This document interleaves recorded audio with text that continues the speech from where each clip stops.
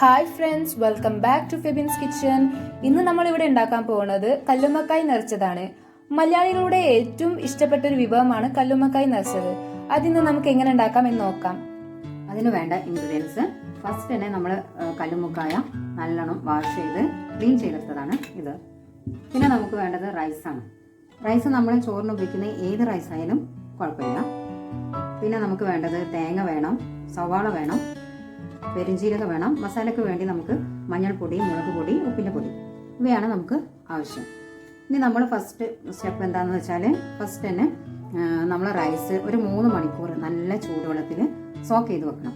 ആ സോക്ക് ചെയ്ത് വെച്ച ശേഷം നമ്മൾ 3 മണിക്കൂർ കഴിഞ്ഞിട്ട് അത് നല്ലവണ്ണം വാഷ് ചെയ്ത് അതിൻ്റെ കൂടെ നമ്മൾ സവാളയും തേങ്ങയും പെരിഞ്ചീരകം ഇത് 3 കൂടി മിക്സ് ചെയ്തിട്ട് നന്നായി അരച്ചെടുത്താൽ, നല്ലവണ്ണം അരയണ്ട, ഒന്ന് ജസ്റ്റ് ഒന്ന് അരിഞ്ഞാൽ മതി. അങ്ങനെ അരച്ച് വെച്ച മാവാണ് ഇത്.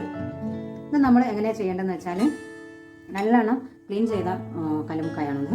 ഈ കല്ലുമ്മക്കായൽ ഈ മാവ് നമ്മൾ ഈ ക്ലീൻ ചെയ്ത ഈ കല്ലുമ്മക്കായൻ്റെ ഉള്ളിൽ സ്റ്റഫ് ചെയ്യണം. എങ്ങനെയാണെന്ന് വെച്ചാൽ, നമ്മൾ കല്ലുമ്മക്കായ എടുത്ത് അതിനുള്ളിൽ മാവ് നിറച്ച് ഇങ്ങനെ വെക്കാം. ഇത് നമ്മളൊരു സ്റ്റീമറിൽ വെച്ചിട്ട് നല്ലോണം ഒന്ന് പുഴുങ്ങിയെടുക്കണം.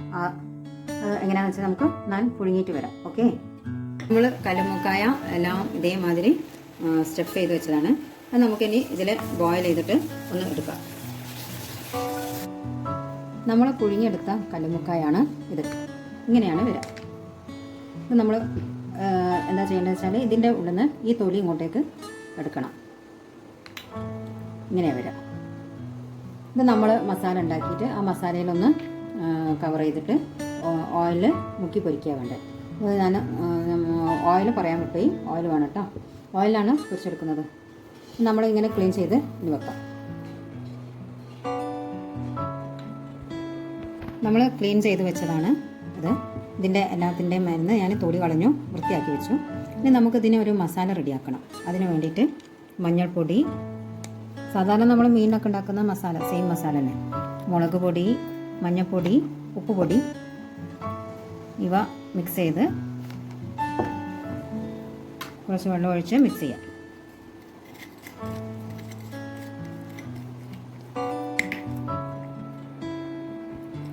ഈ മസാലയിൽ വേണമെങ്കിൽ നല്ല ജീരക പൗഡർ ഒക്കെ നമുക്ക് യൂസ് ചെയ്യാവുന്നതാണ് കേട്ടോ.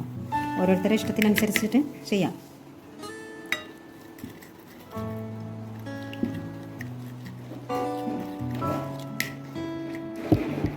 ഇത് നമ്മൾ ഈ കല്ലുമ്മക്കായ ഇതിൻ്റെ ഉള്ളിൽ ഒന്ന് തേച്ച് പിടിപ്പിച്ച് വെക്കുക.